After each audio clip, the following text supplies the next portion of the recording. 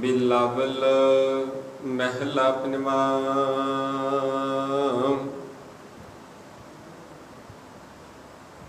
तुम समर्था कारण करन,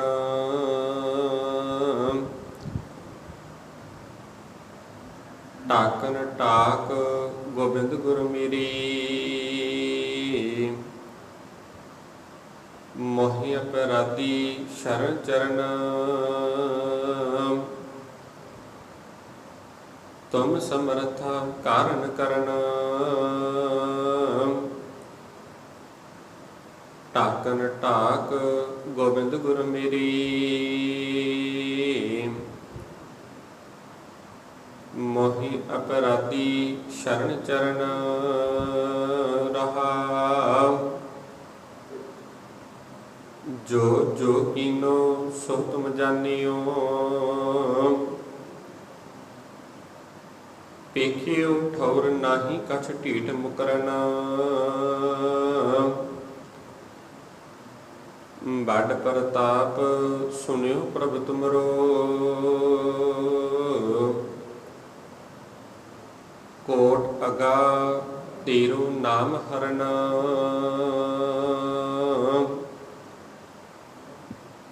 तुमरो सहाओ सदा सद भूलन,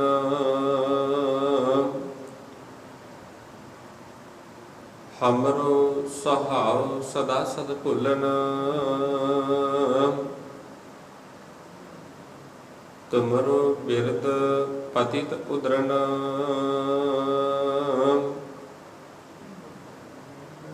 करुणा मैं कलपाल कृपा निध।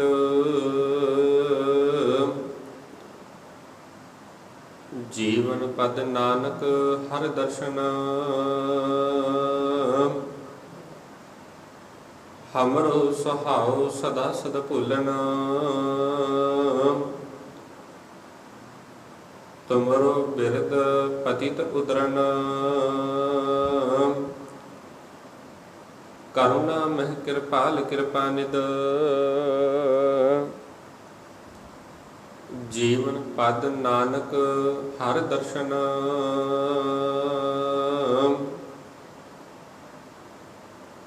साहिब धन श्री गुरु ग्रंथ साहिब जी महाराज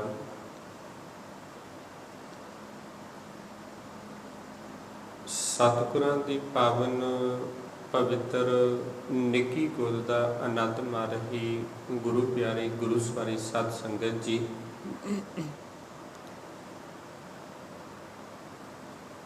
वड्डियां भागां वाले हाँ, बड़े ही प्यार दे नाल रब्बी बाणी इकाली बाणी दे मनोहर शब्द कीर्तना नूं सरवण करके प्यार वालिओ जीवन के कुछ कुछ जिहड़े पल ने तिन्हां नूं सफला बनाउण दा यतन कर रहे सां। आओ कुछ समय के लिए गुरमत विचारां दे नाल जुड़ना करिए। विचारां की आरंभता तो पहला मन दीआं बिरतियां नूं करो इकागर, गुरफतेह दे नाल सांझ पाओ। बड़े ही प्यार दे नाल आखो जी वाहिगुरु जी का खालसा वाहिगुरु जी की फतेह। पंजवें पातशाह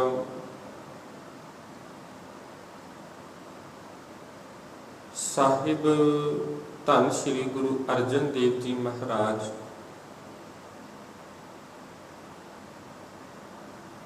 तिन्हां दे मुखारबिंद तो उचारण किया होया यह पावन शब्द जो अमृत वेले तो इस पावन स्थान उपरों हुक्मनामे के तौर पर बख्शिश होया। प्यार वालिओ यह पावन शब्द बिलावल राग के अंदर धन श्री गुरु ग्रंथ साहिब जी के पावन पवित्र अंग 828 उपर शोभायमान है। सतगुरु ਗੁਰੂ ਅਰਜਨ ਪਾਤਸ਼ਾਹ ਜੀ ਅੱਜ ਇਸ ਪਾਵਨ ਸ਼ਬਦ ਦੇ ਅੰਦਰ ਉਸ ਅਕਾਲ ਪੁਰਖ ਵਾਹਿਗੁਰੂ ਪਰਮਾਤਮਾ ਦੇ ਅੱਗੇ ਹੱਥ ਜੋੜ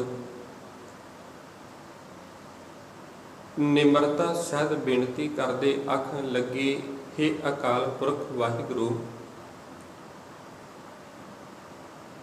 ਤੂੰ ਸਮਰੱਥ ਹੈ। ਇਹ ਜਿੰਨੀ ਵੀ ਜੋ ਸ੍ਰਿਸ਼ਟੀ ਹੈ, ਇਹ ਜਿੰਨਾ ਸੰਸਾਰ ਹੈ, ਇਹ ਜਗਤ ਹੈ, ਇਹ ਸਭ ਤੇਰੀ ਹੀ ਰਚਨਾ ਹੈ। ਤੂੰ ਹੀ ਇਸ ਦਾ ਰਚਨਹਾਰ ਹੈ, ਸਿਰਜਣਹਾਰ ਹੈ। ਤੇ ਉਹਦੇ ਵਿੱਚੋਂ ਇੱਕ ਨਿੱਕੀ ਜੀ ਜਿਹੜੀ ਆਪਣੀ ਜੋਤ ਹੈ ਮੇਰੇ ਅੰਦਰ ਟਿਕਾਈ ਹੋਈ ਹੈ, ਤੇ ਮੈਂ ਉਹ ਅਪਰਾਧੀ, ਗੁਨਾਹਗਾਰ, ਉਹ ਮਾੜੇ ਕੰਮ ਕਰਨ ਵਾਲਾ ਅਪਰਾਧੀ ਹਾਂ, ਕਸੂਰਵਾਰ ਹਾਂ। ਸਾਰਿਆਂ ਦੀ ਸ਼ਰਨ ਛੱਡ ਕੇ ਹੇ ਅਕਾਲ ਪੁਰਖ ਵਾਹਿਗੁਰੂ, ਮੈਂ ਤੇਰੀ ਸ਼ਰਨ ਦੇ ਵਿੱਚ ਆਇਆ। ਹੁਣ ਇਸ ਆਏ ਹੋਏ ਪਾਪੀ ਦੇ, ਅਪਰਾਧੀ ਦੇ ਜੋ ਪੜਦੇ ਨੇ, ਤੂੰ ਆਪ ਕੱਜਣੇ ਨੇ। ਕਿਉਂ? ਇੱਕ ਤੇਰਾ ਹੀ ਦਰ ਮੈਨੂੰ ਇਹੋ ਜਿਹਾ ਲੱਗਾ ਵੀ ਜਿਸ ਦਰ ਦੇ ਉੱਪਰ ਜਾ ਕੇ ਮੈਂ ਇਹ ਜੋ ਮਾੜੇ ਕਰਮ ਕਰਦਾ ਹਾਂ, ਇਹ ਮਾੜੇ ਕਾਰਜ ਕੀਤੇ, ਇਹਨਾਂ ਕਾਰਜਾਂ ਦਾ ਜਾ ਕੇ ਛੁਟਕਾਰਾ ਮਿਲਣਾ ਹੈ, ਭਾਵ ਇਹਨਾਂ ਮਾੜੇ ਕੰਮਾਂ ਤੋਂ। ਤੇ ਇਹ ਜਿਹੜੇ ਭੁੱਲ ਤੇਰੇ ਦਰ ਦੇ ਉੱਤੇ ਹੀ ਜਾ ਕੇ ਬਖਸ਼ਾਈ ਜਾ ਸਕਦੀ ਹੈ। ਕਿਉਂ? ਤੂੰ ਬਖਸ਼ਣਹਾਰ ਹੈ, ਤੂੰ ਕਿਰਪਾ ਕਰਨ ਵਾਲਾ ਹੈ, ਕਿਰਪਾਲੂ ਹੈ, ਪਰਮਾਤਮਾ ਦਿਆਲੂ ਹੈ। ਤੇ ਸਤਿਗੁਰ ਪਾਤਸ਼ਾਹ ਦੀ ਕਿਰਪਾ ਕਰਨ ਲੱਗੇ ਆਖਣ ਲੱਗੇ, ਤੁਮ ਸਮਰੱਥ ਕਾਰਨ ਕਰਨ, ਟਾਕਨ ਢਾਕ ਗੋਬਿੰਦ ਗੁਰ ਮੇਰੇ, ਮੋਹਿ ਅਪਰਾਧੀ ਸ਼ਰਨ ਚਰਨ। ਕਹਿੰਦੇ, ਹੇ ਪਰਮਾਤਮਾ ਜੀਓ, ਹੇ ਅਕਾਲ ਪੁਰਖ ਵਾਹਿਗੁਰੂ, ਤੂੰ ਸਿਰਜਣਹਾਰ ਹੈ, ਤੂੰ ਸਮਰੱਥ ਹੈ। ਸਭ ਕੁਝ, ਇਹ ਜੋ ਕੁਝ ਵੀ ਸੰਸਾਰ ਹੈ, ਇਹ ਸਭ ਕੁਝ ਤੇਰੀ ਹੀ ਰਚਨਾ ਹੈ। ਤੂੰ ਹੀ ਕਰਨ ਵਾਲਾ ਹੈ, ਇਸ ਸੰਸਾਰ ਨੂੰ ਪੈਦਾ ਕਰਨ ਵਾਲਾ। ਤੇ ਢਾਕਨ ਢਾਕ ਗੋਬਿੰਦ ਗੁਰ ਮੇਰੇ, ਹੇ ਗੋਬਿੰਦ ਧਰਤੀ ਦੇ ਮਾਲਕ, ਹੇ ਪਰਮਾਤਮਾ ਜੀਓ। ਢੱਕਣ ਦਾ ਅਰਥ ਹੁੰਦਾ ਹੈ ਵੀ ਕਿਸੇ ਚੀਜ਼ ਨੂੰ ਲੁਕਾ ਲੈ, ਢੱਕ ਲੈ। ਕਹਿੰਦੇ ਮੇਰਾ ਵੀ ਇੱਕ ਪਰਦਾ ਕੱਜ ਲੈ। ਉਹ ਪਰਦਾ ਕੀ? ਮੋਹਿ ਅਪਰਾਧੀ ਸ਼ਰਨ ਚਰਨ। ਇੱਕ ਅਪਰਾਧੀ ਚੱਲ ਕੇ ਤੇਰੀ ਸ਼ਰਨ ਦੇ ਵਿੱਚ ਆਇਆ। ਮੇਰੀ ਜਿਹੜੀ ਮਤ ਹੈ ਉਹ ਪਾਪ ਕਰਨ ਵਾਲੀ ਹੈ, ਔਗਣ ਕਰਨ ਵਾਲੀ ਹੈ। ਸਤਿਗੁਰਾਂ ਦਾ ਇੱਕ ਬੜਾ ਪਿਆਰਾ ਬਚਨ ਹੁੰਦਾ ਹੈ। ਸਤਿਗੁਰਾਂ ਨੇ ਜਿਸ ਦੇ ਅੰਦਰ ਉਸ ਪਰਮਾਤਮਾ ਦੀ ਵਡਿਆਈ ਕੀਤੀ, ਉਸ ਪਰਮਾਤਮਾ ਦੀ ਸ਼ੋਭਾ ਕੀਤੀ, ਆਪ ਭਾਵੇਂ ਉਸ ਅਕਾਲ ਪੁਰਖ ਦਾ ਰੂਪ ਵੀ ਨੇ, ਪਰ ਕੇਵਲ ਇਹਨਾਂ ਸੰਸਾਰੀ ਜੀਵਾਂ ਨੂੰ ਸਮਝਾਉਣ ਦੇ ਲਈ ਹਰੇਕ ਗੱਲ ਉਹਨਾਂ ਨੇ ਆਪਣੇ ਤੇ ਟਿਕਾਈ ਹੈ। ਤੇ ਪੰਜਵੇਂ ਪਾਤਸ਼ਾਹ ਜੀ ਦਾ ਇੱਕ ਬਚਨ ਆਉਂਦਾ ਵੀ ਸਤਿਗੁਰੂ ਪਾਤਸ਼ਾਹ ਜੀ ਕਿਰਪਾ ਕਰਦੇ ਵੀ ਆਖਣ ਲੱਗੇ, ਹਮ ਮੈਲੇ ਤੁਮ ਉਜਲ ਕਰਤੇ, ਹਮ ਨਿਰਗੁਣ ਤੂੰ ਦਾਤਾ, ਹਮ ਮੂਰਖ ਤੁਮ ਚਤੁਰ ਸਿਆਣੇ, ਤੂੰ ਸਰਬ ਕਲਾ ਕਾ ਗਿਆਤਾ। ਕਹਿੰਦੇ ਸਤਿਗੁਰੂ, हे ਅਕਾਲ ਪੁਰਖ ਪਰਮਾਤਮਾ ਜੀਓ, ਹਮ ਮੈਲੇ ਤੁਮ ਉਜਲ ਕਰਤੇ। ਕਹਿੰਦੇ ਮੈਂ ਤੇ ਇਹਨਾਂ ਵਿਕਾਰਾਂ ਦੇ ਨਾਲ, ਔਗਣਾਂ ਦੀ ਮੈਲ ਦੇ ਨਾਲ ਮੇਰਾ ਜਿਹੜਾ ਮਨ ਹੈ ਉਹ ਕਾਲਾ ਸ਼ਾਹ ਹੋਇਆ ਪਿਆ। ਜਨਮ ਜਨਮ ਕੀ ਇਸ ਮਨ ਕੋ ਮਰ ਲਾਗੀ, ਕਾਲਾ ਹੁਆ ਸ਼ਾਹ। ਕਹਿੰਦੇ ਇਸ ਮਨ ਨੂੰ ਪਤਾ ਨਹੀਂ ਕਿੰਨੇ ਕੁ ਜਨਮਾਂ ਜਨਮਾਂਤਰਾਂ ਦੇ ਕਰਮਾਂ ਦੀ, ਇਹ ਭੈੜੇ ਕੰਮਾਂ ਦੀ ਜਿਹੜੀ ਮੈਲ ਲੱਗੀ ਹੋਈ ਆ, ਇਹ ਮੈਲਾ ਜਿਹੜਾ ਮਨ ਹੈ ਇਹ ਕਾਲਾ ਸ਼ਾਹ ਹੋਇਆ ਪਿਆ, ਜਿਵੇਂ ਕਾਲੀ ਸ਼ਾਹੀ ਹੁੰਦੀ ਹੈ। ਤੇ ਹਮ ਮੈਲੇ ਤੁਮ ਉਜਲ ਕਰਤੇ। ਕਹਿੰਦੇ ਸਤਿਗੁਰੂ, ਮੈਂ ਤੇ ਪਾਪ ਕਰਨ ਵਾਲਾ ਹਾਂ, ਮੈਂ ਤੇ ਅਪਰਾਧੀ ਹਾਂ, ਮੈਂ ਤੇ ਔਗਣਾਂ ਦੇ ਨਾਲ ਭਰਿਆ ਹੋਇਆ ਹਾਂ। ਤੁਸੀਂ ਕੀ ਹੋ? ਤੁਮ ਉਜਲ ਕਰਤੇ, ਭਾਵ ਤੁਸੀਂ ਉਜਲ ਕਰਨ ਵਾਲੇ ਹੋ, ਸਾਫ਼ ਕਰਨ ਵਾਲੇ ਹੋ। ਮੇਰੇ ਤੇ ਕਿਰਪਾ ਕਰ। कि कृपा कर इन्हां पापां नूं तू साफ कर दे, मैनूं तू साफ कर दे, पवित्र कर दे, मेरा मन निर्मल हो जावे। हम मैली तुम उजल करते, हम निर्गुण तू दाता। कहते मेरे अंदर ते कोई इहो जिहा गुण नहीं, मैं ते गुणा तो हीना हाँ, निर्गुण हाँ, भी जिहड़ा तेरे दर दे उत्ते आके ये अरदास भी कर सकां भी सतगुरु मैं ते मेरे ते कृपा कर। मेरे अंदर ते ये भी गुण नहीं, झुकण दा गुण भी नहीं है।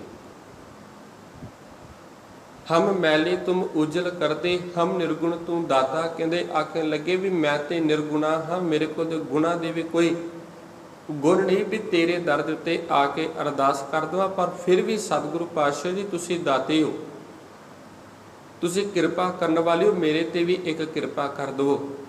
हम मूर्ख तुम चतुर सियाने, तू सर्व कला का ज्ञाता। आखन लगे हे परमात्मा जी तुसीं ते सारी सृष्टि दे मालक हो, करते हो, सारी सृष्टि नूं साजन वाले हो, तुसीं सर्व कला भरपूर हो। ते मैं मूर्ख हाँ, अपनी इस तुछ बुद्धि दे नाल अपने आप नूं बड़िया सियाणा आखदा हाँ, समझदार आखदा आखदा मेरे वर्गा कोई सियाणा, मेरे वर्गा कोई समझदार नहीं है। पर सतगुरु गुरु अर्जन पातशाह जी अपने परथाई बचन वरत रहे ने, आखरे हम मूर्ख तुम चतुर सियाने। कहने मैं ते मूर्ख हाँ, तुम चतुर सियाने, तू दाना है, तू सियाना है। हम निर्गुण तू दाता, हम मैले तुम चतुर सियाने, तू सर्व कला का ज्ञाता। कहते तू ते इस सृष्टि नूं साजन वाला है, सर्व कला का दाता है। माधो हम ऐसे तू ऐसा, हम पापी तुम पाप खंडन, नीको ठाकुर देसा। कहते सतगुरु तेरे ते मेरे विच केवल इन्ना को फर्क है, ये अकाल पुरख परमात्मा जीओ मैं औगुणा दी खान हाँ ते तू गुणा दी खान है। तू उपकार करके पर उपकार करके तू भुल जाना है, ये कदे भी चेतारदा नहीं मैं तेनों ये दात दिती है। पर जेकर किते मैं कोई दान पुण्य भी कर देवां, किते कोई दात दे देवां, मेरे ते सारी उम्र दिमाग दे विच यही गल चलदी रहिंदी है मैं फलाना दान कीता सी। माधो हम ऐसे तू ऐसा, हम पापी तुम पाप खंडन। कहते ये जिहड़ी मेरी मत है, ये मत दे अंदर काम क्रोध लोभ मोह हंकार निंदिया चुगली द्वैश जिन्ने भी ये माड़े औगण ने, सारे जिहड़े माड़े औगणा दे करके ये जिहड़ी मेरी मत है, ये मत पापी बन चुकी है, पाप कमांदी है।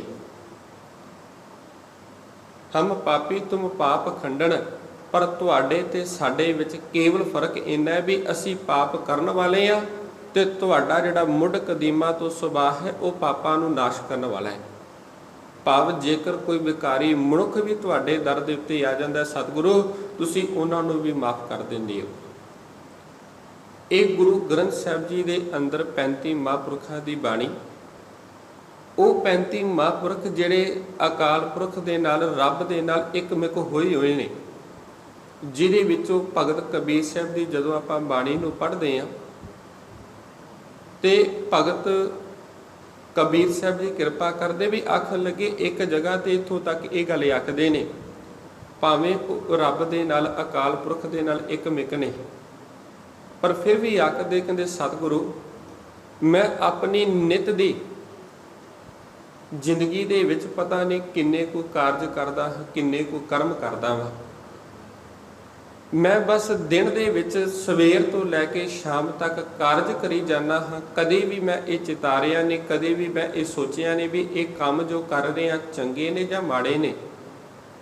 बस मैं तो केवल एक कर्म करी जाने, पर इन्हां दी गत नूं मैं नहीं जानता।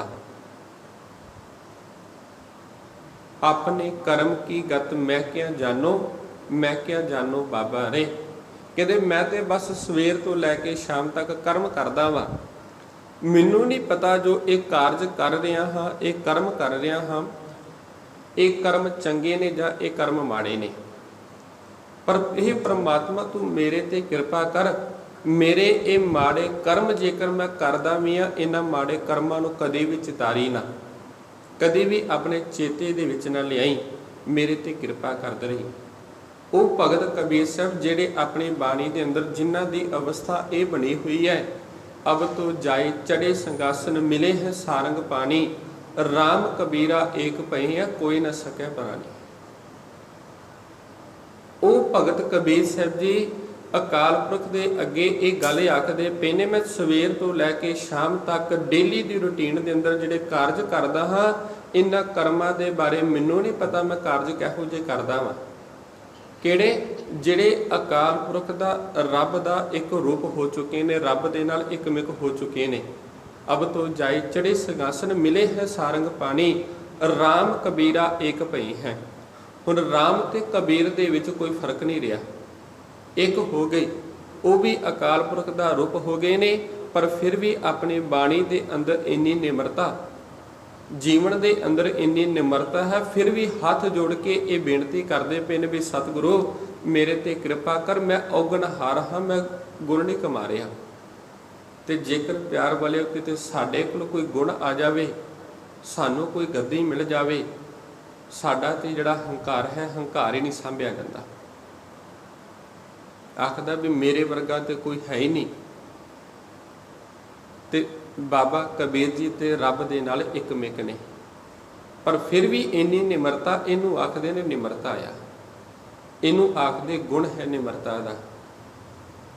ਫਿਰ ਵੀ ਉਹ ਬੇਨਤੀ ਕਰਦੇ ਪਏ ਨੇ ਵੀ ਸਤਿਗੁਰੂ ਮੇਰੇ ਤੇ ਕਿਰਪਾ ਕਰ, ਮੈਂ ਸਵੇਰ ਤੋਂ ਲੈ ਕੇ ਸ਼ਾਮ ਤੱਕ ਕਾਰਜ ਕਰਦਾ ਹਾਂ, ਇਹਨਾਂ ਕੀਤੇ ਹੋਏ ਕਾਰਜਾਂ ਦੇ ਵਿੱਚ ਮੈਨੂੰ ਨਹੀਂ ਪਤਾ ਵੀ ਕਿਹੜਾ ਕਾਰਜ ਮੈਂ ਚੰਗਾ ਕਰ ਰਿਹਾ, ਕਿਹੜਾ ਕਾਰਜ ਮਾੜਾ ਕਰ ਰਿਹਾ। ਵੀ ਜੇਕਰ ਕੋਈ ਕਾਰਜ ਭੁੱਲ ਦੇ ਨਾਲ ਮਾੜਾ ਵੀ ਕਰਦਾ ਹਾਂ, ਇਹਦੇ ਮੇਰੇ ਇਸ ਭੁੱਲ ਨੂੰ ਬਖਸ਼ ਦੇਵੀਂ। ਸਿੱਖ ਇਤਿਹਾਸ ਨੂੰ ਜਦੋਂ ਪੜ੍ਹਦੇ ਹਾਂ, ਉਹ ਅਕਾਲ ਪੁਰਖ ਪਰਮਾਤਮਾ ਪਰਦੇ ਕੱਜਣ ਵਾਲਾ ਹੈ, ਆਪਣੇ ਸਿੱਖਾਂ ਦੇ ਪਰਦੇ ਕੱਜਦਾ ਹੈ। ਇੱਕ ਸਿੱਖ ਹੈ ਭਾਈ ਪ੍ਰੇਮਾ, ਜਿਹਦਾ ਇਤਿਹਾਸ ਦੇ ਵਿੱਚੋਂ ਨਾਮ ਹੁੰਦਾ ਹੈ ਭਾਈ ਮੁਰਾਰੀ ਜੀ। ਉੱਚੇ ਖਾਨਦਾਨ ਦੇ ਵਿੱਚੋਂ ਰਾਜੇ ਦਾ ਪੁੱਤਰ, ਮਾੜੀ ਸੰਗਤ ਪੈਣ ਦੇ ਨਾਲ, ਨਸ਼ੇ ਕਰਨ ਦੇ ਨਾਲ, ਇਹੋ ਜਿਹੇ ਕੁਝ ਮਾੜੇ ਕਰਮ ਕੀਤੇ, ਇਹੋ ਜਿਹੇ ਮਾੜੇ ਕੰਮ ਕੀਤੇ, ਅਯੋਗ ਕੰਮ ਕਰਦਾ ਰਿਹਾ। ਇੱਕ ਦਿਨ ਇਹੋ ਜਿਹਾ ਹੋਇਆ ਵੀ ਇੱਕ ਦਿਨ ਇਸ ਦੇ ਸਰੀਰ ਨੂੰ ਰੋਗ ਲੱਗ ਗਿਆ, ਕੋੜ ਦਾ ਰੋਗ। ਹੁਣ ਰਾਜੇ ਦਾ ਪੁੱਤਰ ਸੀ, ਰਾਜੇ ਦਾ ਪੁੱਤਰ ਹੋਵੇ, ਘਰ ਦੇ ਵਿੱਚ ਕਿਸੇ ਪ੍ਰਕਾਰ ਦੀ ਕੋਈ ਕਮੀ ਨਹੀਂ, ਧਨ ਦੌਲਤ ਦੀ ਕਮੀ ਨਹੀਂ, ਵੈਦਾਂ ਦੀ, ਹਕੀਮਾਂ ਦੀ, ਵੱਡੇ ਵੱਡੇ ਵੈਦ ਨੇ, ਵੱਡੇ ਵੱਡੇ ਹਕੀਮ ਇਸ ਰਾਜੇ ਦੇ ਦਰਬਾਰ ਦੇ ਵਿੱਚ ਨੇ। ਇੱਥੋਂ ਤੱਕ ਵੀ ਜਦੋਂ ਇਹ ਰੋਗ ਦਾ ਇਲਾਜ ਨਾ ਲੱਭਾ, ਰਾਜੇ ਨੇ ਇੱਥੋਂ ਤੱਕ ਇਹ ਗੱਲ ਆਖ ਦਿੱਤੀ, ਆਖਣ ਲੱਗਾ ਵੀ ਜੇ ਕੋਈ ਮੇਰੇ ਕੋਈ ਪੁੱਤਰ ਨੂੰ ਬਚਾ ਲਵੇਗਾ, ਇਸ ਰੋਗ ਤੋਂ ਮੁਕਤ ਕਰੇਗਾ, ਮੈਂ ਆਪਣਾ ਜਿੰਨਾ ਵੀ ਰਾਜ ਭਾਗ ਹੈ ਸਭ ਰਾਜ ਭਾਗ ਉਹਨੂੰ ਦੇ ਦੇਵਾਂਗਾ। ਦੁਨੀਆ ਦੇ ਸਿਆਣੇ ਤੋਂ ਸਿਆਣੇ, ਵੱਡੇ ਤੋਂ ਵੱਡਾ ਜਿਹੜਾ ਹਕੀਮ ਸੀ, ਹਕੀਮ ਸੱਦਿਆ ਗਿਆ, ਸਿਆਣਾ ਸੱਦਿਆ ਗਿਆ, ਪਰ ਹਰੇਕ ਦਾ ਇੱਕੋ ਇੱਕ ਜਵਾਬ ਕਿ ਇਸ ਦਾ ਕੋਈ ਇਲਾਜ ਨਹੀਂ। ਹਾਂ, ਇਹਦਾ ਇੱਕੋ ਇੱਕ ਇਲਾਜ ਇਹ ਹੋ ਸਕਦਾ ਵੀ ਇਹਨੂੰ ਹੁਣ ਇਸ ਰਾਜ ਦੇ ਮਹਿਲਾਂ ਦੇ ਵਿੱਚੋਂ ਕੱਢ ਕੇ ਇਸ ਨਗਰ ਤੋਂ ਬਾਹਰ ਇੱਕ ਝੋਪੜੀ ਬਣਾ ਕੇ ਉਹਦੇ ਵਿੱਚ ਛੱਡ ਦਿੱਤਾ ਜਾਵੇ, ਕਿਉਂਕਿ ਇਹ ਛੂਆ ਛੱਤ ਦਾ ਰੋਗ ਹੈ। ਵੀ ਜੇਕਰ ਇਹਨੂੰ ਆਪ ਜੀ ਦੇ ਮਹਿਲਾਂ ਦੇ ਵਿੱਚ ਰੱਖਿਆ, ਦਰਬਾਰ ਦੇ ਵਿੱਚ ਰੱਖਿਆ, ਤੇ ਇਹਦੇ ਨਾਲ ਇਸ ਨਗਰ ਦੇ ਵਿੱਚ, ਇਸ ਇਲਾਕੇ ਦੇ ਵਿੱਚ ਜਿਹੜਾ ਹੋਰ ਰੋਗ ਹੈ, ਰੋਗ ਫੈਲ ਸਕਦਾ ਹੈ, ਫੈਲਾਅ ਹੋ ਸਕਦਾ ਹੈ, ਇਹ ਵੱਧ ਸਕਦਾ ਹੈ। ਤੇ ਹੁਣ ਮਜਬੂਰੀ ਬਣੀ, ਕੀ ਕੀਤਾ ਵੀ ਹੁਣ ਨਗਰ ਤੋਂ ਬਾਹਰ ਇੱਕ ਨਿੱਕੀ ਜਿਹੀ ਝੋਪੜੀ ਬਣਾਈ, ਝੋਪੜੀ ਦੇ ਵਿੱਚ ਛੱਡ ਦਿੱਤਾ। ਸਰੀਰ ਦੇ ਉੱਤੇ ਕੋੜੀ ਦਾ ਰੋਗ ਹੈ, ਕੋੜ ਦਾ ਰੋਗ ਹੈ, ਇੱਕ ਰਾਜੇ ਦਾ ਪੁੱਤਰ ਹੈ, ਉੱਚੀਆਂ ਮਹਿਲਾਂ ਦੇ ਵਿੱਚ ਰਹਿਣ ਵਾਲਾ, ਐਸ਼ ਪ੍ਰਸਤੀ ਕਰਨ ਵਾਲਾ, ਇੰਨੇ ਸੱਜਣਾ ਮਿੱਤਰ ਹੋਣ ਦੇ ਕਰਕੇ, ਰਿਸ਼ਤੇਦਾਰ ਸਾਕ ਸੰਬੰਧੀ ਹੋਣ ਦੇ ਵਿੱਚ ਵਿਚਰਨ ਵਾਲਾ, ਅੱਜ ਇੱਕ ਬਾਰ ਨਿੱਕੀ ਜਿਹੀ ਝੋਪੜੀ ਦੇ ਵਿੱਚ ਪਿਆ ਹੋਇਆ, ਕੋਈ ਉਹਦੀ ਪੁੱਛ ਗਿੱਛ ਨਹੀਂ ਕਰਦਾ ਪਿਆ, ਨਾ ਤੇ ਕੋਈ ਸੱਜਣ, ਨਾ ਕੋਈ ਮਿੱਤਰ, ਨਾ ਕੋਈ ਰਿਸ਼ਤੇਦਾਰ। ਇੱਥੋਂ ਤੱਕ ਮਹਿਲਾਂ ਦੇ ਵਿੱਚ ਦਰਬਾਰੀ ਨੇ, ਜਿਹੜੇ ਦਰਬਾਰੀ ਵੀ ਆ ਕੇ ਨਹੀਂ ਪੁੱਛਦੇ ਵੀ ਰੋਟੀ ਖਾਧੀ ਕਿ ਨਹੀਂ ਖਾਧੀ, ਸੌਣ ਲਈ ਕੁਝ ਚਾਹੀਦਾ ਕਿ ਨਹੀਂ ਸੌਣ ਲਈ ਚਾਹੀਦਾ। ਇੰਨੇ ਮਾੜੇ ਹਾਲਾਤ, ਬੜਾ ਦੁਖੀ। ਇਤਿਹਾਸਕਾਰ ਲਿਖਦੇ ਵੀ ਕਹਿੰਦੇ ਇੱਕ ਦਿਨ ਦਾਨੀ ਪੁਰਸ਼ ਕੋਈ ਆਇਆ ਇਹਨੇ ਕੀ ਕੀਤਾ ਵੀ ਇੱਕ ਕਟੋਰਾ ਦੇ ਗਿਆ, ਇੱਕ ਲੋਟਾ ਦੇ ਗਿਆ ਵੀ ਭਾਵ ਇਹ ਕਟੋਰਾ ਤੂੰ ਆਪਣੇ ਕੋਲ ਰੱਖ ਲੈ, ਕੋਈ ਆਵੇ ਕਰੇਗਾ ਤੈਨੂੰ ਕੋਈ ਛੂਹ ਤੇ ਸਕਦਾ ਨਹੀਂ। ਇਸ ਕਟੋਰੇ ਦੇ ਵਿੱਚ ਰੋਟੀ ਪਾ ਜਾਵੇ ਕਰੇਗਾ, ਪੀਣ ਲਈ ਪਾਣੀ ਪਾ ਜਾਵੇ ਕਰੇਗਾ, ਤੇਰੀ ਇਹ ਭੁੱਖ ਹੈ, ਤੇਰੀ ਇਹ ਪਿਆਸ ਮਿਟ ਜਾਵੇ ਕਰੇਗੀ। ਹੋਇਆ ਕਿ ਇਦਾਂ ਕਿ ਇੱਥੋਂ ਤੱਕ ਵੀ ਇੰਨੇ ਮਾੜੇ ਹਾਲਾਤ ਹੋ ਗਏ ਵੀ ਜਿਵੇਂ ਅਸੀਂ ਘਰ ਦੇ ਵਿੱਚ ਕੁੱਤਾ ਰੱਖਿਆ ਹੋਵੇ, ਤੇ ਅੱਜ ਕੱਲ੍ਹ ਤੇ ਕੁੱਤਿਆਂ ਨੂੰ ਵੀ ਅਸੀਂ ਬੜੇ ਪਿਆਰ ਦੇ ਨਾਲ ਰੱਖਦੇ ਹਾਂ, ਉਹਨਾਂ ਨੂੰ ਵੀ ਆਪ ਜੇਕਰ ਰੋਟੀ ਸੁੱਟ ਕੇ ਪਾਈ ਉਹ ਖਾਂਦੇ ਨਹੀਂ। ਇੱਥੋਂ ਤੱਕ ਉਹਦੇ ਨਾਲੋਂ ਵੀ ਇਤਿਹਾਸਕਾਰ ਲਿਖਦੇ ਮਾੜੇ ਹਾਲਾਤ ਹੋ ਗਏ। ਕਿਸੇ ਨੇ ਆਉਣਾ ਕਰਨਾ, ਦੂਰੋਂ ਰੋਟੀ ਵਗਾ ਦੇਣੀ ਕਰਨੀ, ਇਹਨੇ ਚੁੱਕ ਨਹੀਂ ਕਰਨੀ ਤੇ ਚੁੱਕ ਕੇ ਖਾ ਲੈਣੀ ਕਰਨੀ। ਕੋਈ ਆਣਾ ਜਿਵੇਂ ਉੱਤੋਂ ਕਟੋਰੇ ਦੇ ਵਿੱਚੋਂ ਦੂਰੋਂ ਪਾਣੀ ਪਾ ਦੇਣਾ, ਇਹਨੇ ਚੁੱਕ ਲੈਣਾ ਤੇ ਪੀ ਲੈਣਾ। ਬੜੇ ਮਾੜੇ ਹਾਲਾਤ, ਬੜਾ ਦੁਖੀ ਹੈ। ਤੇ ਇਹੋ ਜਿਹੀ ਗੁਰੂ ਦੀ ਜਦੋਂ ਕਿਰਪਾ ਹੋਣੀ ਹੋਵੇ, ਗੁਰੂ ਦੀ ਰਹਿਮਤ ਹੋਣੀ ਹੋਵੇ, ਤੇ ਇਸੇ ਹੀ ਨਗਰ ਦੇ ਵਿੱਚੋਂ ਇੱਕ ਜਥਾ ਲੰਘਦਾ ਪਿਆ ਸਤਿਗੁਰਾਂ ਦੇ ਦਰਸ਼ਨ ਕਰਨ ਦੇ ਲਈ ਗੋਇੰਦਵਾਲ ਦੀ ਧਰਤੀ ਦੇ ਲਈ। ਕਿਉਂ ਅੱਜ ਕੱਲ੍ਹ ਤੇ ਇਹ ਆਵਾਜਾਈ ਦੇ ਸਾਧਨ ਹੋਣ ਦੇ ਕਰਕੇ ਮਨੁੱਖ ਜਦੋਂ ਜੀ ਕਰਦਾ ਹੈ ਉਹ ਚਲਾ ਜਾਂਦਾ ਹੈ, ਤੇ ਉਦੋਂ ਆਵਾਜਾਈ ਦੇ ਸਾਧਨਾਂ ਦੀ ਕਮੀ ਵੀ ਸੀ, ਤੇ ਕਮੀ ਹੋਣ ਦੇ ਕਰਕੇ ਜਿਹੜੇ ਸੰਗਤਾਂ ਸਨ ਉਹਨਾਂ ਨੇ ਕੁਝ ਸੰਗਤਾਂ ਦਾ ਇਕੱਠ ਬਣਾਉਣਾ ਕਰਨਾ, ਤੇ ਇਕੱਠ ਬਣਾ ਕੇ ਉਹਦੇ ਵਿੱਚ ਵੀ ਉਹਨਾਂ ਆਪਣੇ ਹੱਥਾਂ ਦੇ ਵਿੱਚ ਢੋਲਕੀ ਲੈਣੀ ਕਰਨੀ, ਛੈਣੇ ਲੈਣੇ ਕਰਨੇ, ਜਿਵੇਂ ਜਿਵੇਂ ਚੱਲਦੇ ਜਾਣਾ ਕਰਨਾ ਵੀ ਉਹਦੇ ਨਾਲ ਨਾਲ ਵੀ ਕੀ ਕਰਨਾ, ਨਾਲ ਨਾਲ ਸ਼ਬਦ ਪੜ੍ਹਦੇ ਜਾਣਾ ਕਰਨਾ, ਗੁਰਬਾਣੀ ਕੀਰਤਨ। ਤੇ ਜਿਹਨੂੰ ਅਸੀਂ ਅੱਜ ਆਪਾਂ ਜਦੋਂ ਪ੍ਰਭਾਤ ਫੇਰੀਆਂ ਕੱਢਦੇ ਹਾਂ ਉਹਦੇ ਵਿੱਚ ਵੇਖਦੇ ਹਾਂ, ਜਦੋਂ ਸ਼ਬਦ ਕੀਰਤਨ ਗਾਇਨ ਕਰਦੇ ਜਾਂਦੇ ਹਾਂ ਤੇ ਅੱਖ ਲੱਗੇ ਵੀ ਉਹ ਉੱਥੋਂ ਲੰਘਦਾ ਪਿਆ। ਤੇ ਜਦੋਂ ਇਸ ਝੋਪੜੀ ਦੇ ਕੋਲੋਂ ਲੰਘਿਆ, ਤੇ ਝੋਪੜੀ ਦੇ ਕੋਲੋਂ ਲੰਘਿਆ ਤੇ ਇਹਦੇ ਕੰਨਾਂ ਦੇ ਵਿੱਚ ਜਦੋਂ ਗੁਰਬਾਣੀ ਦੀ ਆਵਾਜ਼ ਪਈ, ਕੀਰਤਨ ਦੀ ਆਵਾਜ਼ ਪਈ, ਤੇ ਕੁਝ ਕੁ ਸਮੇਂ ਦੇ ਲਈ ਇਦਾਂ ਸਰੀਰ ਨੂੰ ਲੱਗਾ ਵੀ ਜਿਵੇਂ ਸਰੀਰ ਦੇ ਉੱਤੇ ਕੋਈ ਰੋਗ ਹੀ ਨਹੀਂ ਹੈ, ਕਿਉਂ ਮਨ ਟਿਕ ਗਿਆ, ਮਨ ਟਿਕਾਊ ਦੇ ਵਿੱਚ ਆ ਗਿਆ। ਤੇ ਜਿਵੇਂ ਥੋੜਾ ਜਿਹਾ ਦੂਰ ਦੇ ਉੱਤੇ ਗਈ, ਆਵਾਜ਼ ਧੀਮੀ ਹੁੰਦੀ ਗਈ, ਤਿਵੇਂ ਤਿਵੇਂ ਇਹਦਾ ਮਨ ਫਿਰ ਦੁਬਾਰਾ ਤੋਂ ਉਸ ਰੋਗ ਦੇ ਵੱਲ ਫਿਰ ਧਿਆਨ। ਹੁਣ ਸੋਚਦਾ ਪਿਆ ਵੀ ਇਹ ਹੈ ਕੌਣ ਹੈ, ਵੀ ਕਿਹਦਾ ਜਿਸ ਇਹ ਕੀ ਪੜ੍ਹਦੇ ਜਾ ਰਹੇ ਨੇ। ਉਡੀਕ ਕਰਨ ਲੱਗਾ, 2 ਦਿਨ ਲੰਘੇ, 4 ਦਿਨ ਲੰਘੇ। ਉਹ ਜਿਹੜਾ ਜਥਾ, ਸੰਗਤ ਦਾ ਜਥਾ ਜਦੋਂ ਗੋਇੰਦਵਾਲ ਤੋਂ ਵਾਪਸ ਆਇਆ ਤੇ ਰਸਤੇ ਦੇ ਵਿੱਚ ਫਿਰ ਜਦੋਂ ਸ਼ਬਦ ਕੀਰਤਨ ਜਾਂਦੇ ਕਰਦੇ ਜਾ ਰਹੇ ਨੇ, ਤੇ ਇਹ ਭੱਜ ਕੇ ਬਾਹਰ ਨਿਕਲਿਆ ਤੇ ਆਵਾਜ਼ ਮਾਰੀ, ਆਖਣ ਲੱਗਾ ਵੀ ਮੇਰੀ ਗੱਲ ਸੁਣ ਕੇ ਜਾਇਆ ਜੀ। ਤੇ ਇੱਕ ਸਿੱਖ ਆਇਆ ਵੀ ਉਹਨੂੰ ਆਖਦਾ ਵੀ ਮੇਰੇ ਨੇੜੇ ਨਾ ਆਇਆ ਜੇ, ਨਗਰ ਦੇ ਲੋਕਾਂ ਨੇ, ਮੈਂ ਰਾਜੇ ਦਾ ਪੁੱਤਰ ਹਾਂ, ਰਾਜੇ ਨੇ ਮੈਨੂੰ ਘਰ ਦੇ ਵਿੱਚੋਂ ਬਾਹਰ ਕੱਢ ਦਿੱਤਾ, ਕਿਉਂ ਮੈਨੂੰ ਕੋੜ ਦਾ ਰੋਗ ਹੈ, ਤੁਸੀਂ ਇਸ ਰੋਗੀ ਦਾ ਕਿਤੇ ਸ਼ਿਕਾਰ ਨਾ ਹੋ ਜਾਵੋ, ਰੋਗ ਦਾ। ਦੂਰੋਂ ਹੀ ਦੱਸ ਦਵੋ ਆ ਜੋ ਤੁਸੀਂ ਸ਼ਬਦ ਪੜ੍ਹਦੇ ਜਾ ਰਹੇ ਹੋ ਵੀ ਇਹ ਸ਼ਬਦ ਹੈ ਕੀ ਹੈ। ਵੀ ਜਿਉਂ ਸੁਣ ਕੇ ਮੇਰੇ ਮਨ ਦੇ ਵਿੱਚ ਟਿਕਾਓ ਆ ਗਿਆ, ਵੀ ਇਦਾਂ ਲੱਗਾ ਵੀ ਜਿਵੇਂ ਇਹ ਰੋਗ ਜਾਂਦਾ ਗਿਆ, ਵੀ ਕੁਝ ਸਮੇਂ ਦੇ ਲਈ ਰੋਗ ਹੀ ਨਾ ਬਚਿਆ। ਤੇ ਇਹ ਪੁੱਛਦਾ ਵੀ ਜਦੋਂ ਪਤਾ ਲੱਗਾ ਵੀ ਇਹ ਗੁਰੂ ਨਾਨਕ ਦਾ ਸ਼ਬਦ ਹੈ, ਉਹ ਅੰਮ੍ਰਿਤ ਬਚਨ ਨੇ, ਵੀ ਜਿਹਦੇ ਬਚਨਾਂ ਨੂੰ ਸੁਣ ਕੇ ਉਹ ਅਮਰ ਹੋ ਜਾਂਦਾ, ਭਾਵ ਉਸ ਰੱਬ ਦੇ ਨਾਲ, ਅਕਾਲ ਪੁਰਖ ਦੇ ਨਾਲ ਅਭੇਦ ਹੋ ਜਾਂਦਾ, ਇੱਕਮਿਕ ਹੋ ਜਾਂਦਾ। ਇਹਨਾਂ ਬਚਨਾਂ ਨੂੰ ਸੁਣਿਆ, ਕਿਵੇਂ ਨਾ ਕਿਵੇਂ ਕਰਦਿਆਂ ਹੋਇਆ ਇਹ ਗੋਇੰਦਵਾਲ ਦੀ ਧਰਤੀ ਤੇ ਪਹੁੰਚਿਆ, ਤੇ ਜਾ ਕੇ ਬਹਿ ਗਿਆ। ਵੀ ਹੁਣ ਉੱਥੇ ਪ੍ਰਸ਼ਾਦਾ ਵੀ ਮਿਲਦਾ, ਹਰ ਰੋਜ਼ ਗੁਰਬਾਣੀ ਦਾ ਕੀਰਤਨ ਵੀ ਸੁਣਦਾ, ਤੇ ਬਹਿ ਗਿਆ। ਵੀ ਇੱਕ ਦਿਨ ਹੁਣ ਕੋਈ ਸਿੱਖ ਆਇਆ, ਵੀ ਸਿੱਖ ਨੇ ਜਾ ਕੇ ਸਤਿਗੁਰਾਂ ਨੂੰ ਦੱਸਿਆ ਵੀ ਸਤਿਗੁਰੂ ਤੁਹਾਡੇ ਦਰ ਦੇ ਉੱਤੇ ਹੁਣ ਸਤਿਗੁਰੂ ਪਾਤਸ਼ਾਹ ਜੀ ਦੇ ਜਾਨੀ ਜਾਨ ਨੇ। ਤੇ ਆਖਣ ਲੱਗਾ ਸਤਿਗੁਰੂ ਪਾਤਸ਼ਾਹ ਜੀ ਆਪ ਜੀ ਦੇ ਦਰ ਦੇ ਉੱਤੇ ਇੱਕ ਸਿੱਖ ਆਇਆ, ਰੋਗੀ ਹੈ, ਵੀ ਸੁਣਿਆ ਹੈ ਕੋੜ ਦਾ ਰੋਗ ਹੈ, ਵੀ ਬਸ ਉਹ ਇੱਕ ਖੁੰਝੇ ਦੇ ਵਿੱਚ ਬੈਠਾ ਰਹਿੰਦਾ, ਟਿਕਾਣੇ ਬਸ ਉੱਥੇ ਹੀ ਬੈਠਾ ਰਹਿੰਦਾ, ਤੇ ਤੁਹਾਡੇ ਸ਼ਬਦ ਕੀਰਤਨ ਨੂੰ ਵੀ ਸੁਣਦਾ, ਤੇ ਜੇ ਪ੍ਰਸ਼ਾਦਾ ਵੀ ਮਿਲ ਜਾਂਦਾ ਉਹਨੂੰ ਛਕਣ ਦੇ ਲਈ ਲੰਗਰ ਦੇ ਵਿੱਚੋਂ।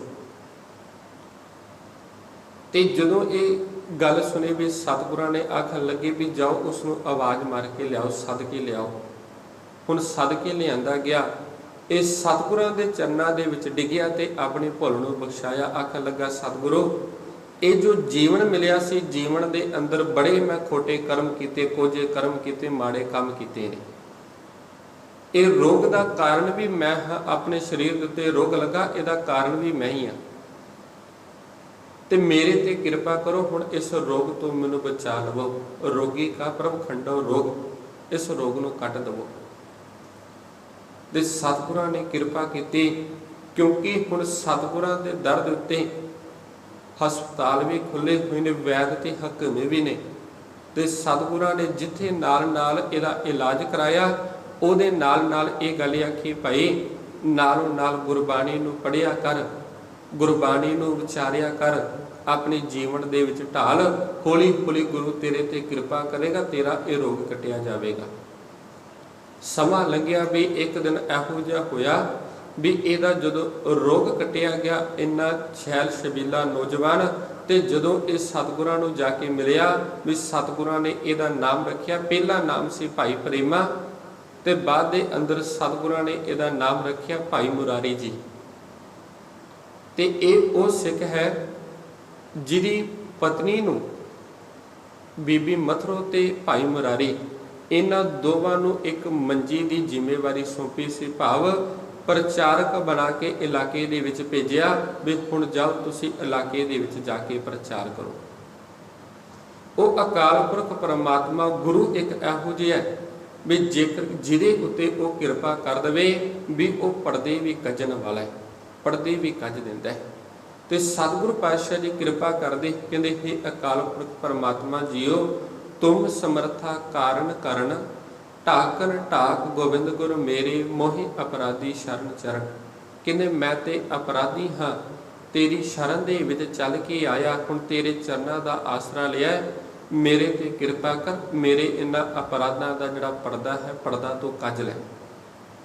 ਤੇ ਅੱਗੇ ਸਤਿਗੁਰੂ ਪਾਤਸ਼ਾਹ ਜੀ ਕਿਰਪਾ ਕਰਦੇ, ਜੋ ਜੋ ਕੀਨੋ ਸੋ ਤੁਮ ਜਾਣਿਓ, ਪੇਕ ਠੌਰ ਨਾਹੀ ਕਛ ਢੀਠ ਮੁਕਰਨ। ਕਹਿੰਦੇ ਮੈਂ ਤੇ ਇਥੋਂ ਤੱਕ ਢੀਠ ਹੋ ਗਿਆ ਵਾਂ, ਮੁਕਰਨ ਵਾਲਾ ਹਾਂ। ਜੋ ਜੋ ਵੀ ਮੈਂ ਕਰਦਾ ਹਾਂ, ਜਿਹੜੇ ਕਾਰਜ ਕਰਦਾ, ਤੈਨੂੰ ਸਭ ਕੁਝ ਪਤਾ ਵੀ ਹੈ, ਪਰ ਫਿਰ ਵੀ ਮੈਂ ਤੇਰੇ ਅੱਗੇ ਆ ਕੇ ਵੀ ਢੀਠ ਹੋ ਜਾਂਦਾ, ਮੁੱਕਰ ਜਾਂਦਾ ਵੀ ਮੈਂ ਇਹ ਕਾਰਜ ਕੀਤੇ ਹੀ ਨਹੀਂ। ਬੰਦਾ ਕੋਈ ਕਾਰਜ ਮਾੜਾ ਕੰਮ ਦਾ ਕਰਦਾ ਤੇ ਜੇਕਰ ਕਿਤੇ ਉਹਨੂੰ ਪੁੱਛ ਲਈਏ ਤੂੰ ਮਾੜਾ ਕਾਰਜ ਕੀਤਾ, ਮੁੱਕਰ ਜਾਂਦਾ, ਆਖਦਾ ਵੀ ਮੈਂ ਤੇ ਕਾਰਜ ਹੀ ਨਹੀਂ ਕੀਤਾ। ਤੇ ਪੰਜਵੇਂ ਪਾਤਸ਼ਾਹ ਦੀ ਕਿਰਪਾ, ਕਹਿੰਦੇ ਹੇ ਅਕਾਲ ਪੁਰਖ ਪਰਮਾਤਮਾ ਜੀਓ, ਵੀ ਜੋ ਵੀ ਮੈਂ ਕਾਰਜ ਕਰਦਾ ਹਾਂ ਤੁਸੀਂ ਜਾਣਦੇ ਵੀ ਹੋ, ਤੇ ਪਰ ਮੇਰੀ ਹਾਲਾਤ ਇਹੋ ਜਿਹੇ ਨੇ, ਮੈਂ ਮਾੜੇ ਕਾਰਜ ਵੀ ਕਰੀ ਜਾਂਦਾ ਵਾਂ, ਇੰਨੇ ਕਾਰਜ ਕਰ ਕਰਕੇ ਇੰਨਾ ਢੀਠ ਹੋ ਚੁੱਕਿਆ ਹਾਂ, ਤੁਸੀਂ ਵਾਰ-ਵਾਰ ਮੈਨੂੰ ਸਮਝਾਉਂਦੇ ਵੀ ਹੋ ਭਾਈ ਮਾੜੇ ਕੰਮ ਨਾ ਕਰ, ਪਰ ਫਿਰ ਵੀ ਮੈਂ ਕਰੀ ਜਾ ਰਿਹਾ। ਤੇ ਹੋਰ ਛੋਟੋ ਵੀ ਇਹ ਕਾਰਜ ਕਰਕੇ ਮੈਂ ਮੁੱਕਰ ਵੀ ਜਾਂਦਾ ਵਾ ਵੀ ਮੈਂ ਇਹ ਕਾਰਜ ਕੀਤੇ ਹੀ ਨਹੀਂ। ਤੇ ਬੜ ਪ੍ਰਤਾਪ ਸੁਣਿਓ ਪ੍ਰਭ ਤੁਮਰੋ, ਕੋਟ ਅਗਾ ਤੇਰੋ ਨਾਮ ਹਰਨ। ਕਹਿੰਦੇ हे ਪਰਮਾਤਮਾ ਜੀਓ, ਤੇਰਾ ਬੜਾ ਪ੍ਰਤਾਪ ਸੁਣਿਆ, ਬੜਾ ਵੱਡਾ ਤੇਰਾ ਪ੍ਰਤਾਪ ਹੈ। ਮੈਂ ਸੁਣਿਆ ਵੀ ਜਿਹੜਾ ਤੇਰੀ ਦਰ ਦੇ ਉੱਤੇ ਆ ਕੇ, ਤੇਰੀ ਸ਼ਰਨ ਦੇ ਵਿੱਚ ਆ ਕੇ ਇੱਕ ਵਾਰੀ ਸੱਚੇ ਮਨ ਦੇ ਨਾਲ ਝੁਕ ਗਿਆ, ਤੇਰੇ ਅੱਗੇ ਨਮਸਕਾਰ ਕਰ ਦਿੱਤੀ, ਕਹਿੰਦੇ ਸਤਿਗੁਰੂ ਤੁਸੀਂ ਉਹਨਾਂ ਦੇ ਕਰੋੜਾਂ ਹੀ ਜਿਹੜੇ ਪਾਪ ਨੇ ਉਹ ਪਾਪ ਨਾਸ਼ ਕਰਨ ਵਾਲੇ ਹੋ। ਤੇਰਾ ਜਿਹੜਾ ਨਾਮ ਹੈ, ਤੇਰੇ ਨਾਮ ਦੇ ਵਿੱਚ ਇੰਨੀ ਤਾਕਤ, ਤੇਰੇ ਨਾਮ ਸਿਮਰਨ ਵਾਲਿਆਂ ਦੇ ਤੁਸੀਂ ਆਪਣੇ ਜਿਹੜੇ ਪਾਪ ਨੇ ਉਹ ਨਾਸ਼ ਕਰਦੇ ਹੋ। ਤੇ ਅੱਗੇ ਸਤਿਗੁਰੂ ਪਾਤਸ਼ਾਹ ਜੀ ਕਿਰਪਾ ਕਰਦੇ, ਹਮਰੋ ਸੁਹਾਉ ਸਦਾ ਸਦ ਭੁੱਲਣ। ਕਹਿੰਦੇ ਮੇਰਾ ਜਿਹੜਾ ਸਾਡਾ ਸੁਭਾਅ ਹੈ, ਸਾਡਾ ਸੁਭਾਅ ਸਦੇ ਹੀ ਭੁੱਲਾ ਕਰਨ ਵਾਲਾ ਹੈ, ਗਲਤੀਆਂ ਕਰਨ ਵਾਲਾ। ਤੇ ਤੁਮਰੋ ਬਿਰਦ ਪਤਿਤ ਉਦਰਣ, ਤੇ ਤੁਹਾਡਾ ਜਿਹੜਾ ਸੁਭਾਅ ਮੁੱਢ ਕਦੀਮਾ ਤੋਂ ਪਿਆਰ ਵਾਲਾ ਹੈ, ਵੀ ਤੁਸੀਂ ਅੱਜ ਤੱਕ ਤੁਹਾਡੇ ਦਰ ਦੇ ਉੱਤੇ ਕੋਈ ਵਿਕਾਰੀ ਵੀ ਆ ਗਿਆ, ਕਹਿੰਦੇ ਇਸ ਵਿਕਾਰੀ ਨੂੰ ਵੀ ਤੁਸੀਂ ਬਖਸ਼ਣ ਵਾਲੇ ਹੋ। ਅਸੀਂ ਸਾਰੀ ਉਮਰ ਭੁੱਲਾ ਕਰਦੇ ਹਾਂ, ਤੇ हे ਅਕਾਲ ਪੁਰਖ ਪਰਮਾਤਮਾ ਜੀਓ, ਤੁਹਾਡਾ ਜਿਹੜਾ ਸੁਭਾਅ ਇਹੋ ਜਿਹਾ ਵੀ ਤੁਸੀਂ ਇਹਨਾਂ ਭੁੱਲਾਂ ਨੂੰ ਬਖਸ਼ਾਉਣ ਵਾਲੇ ਹੋ।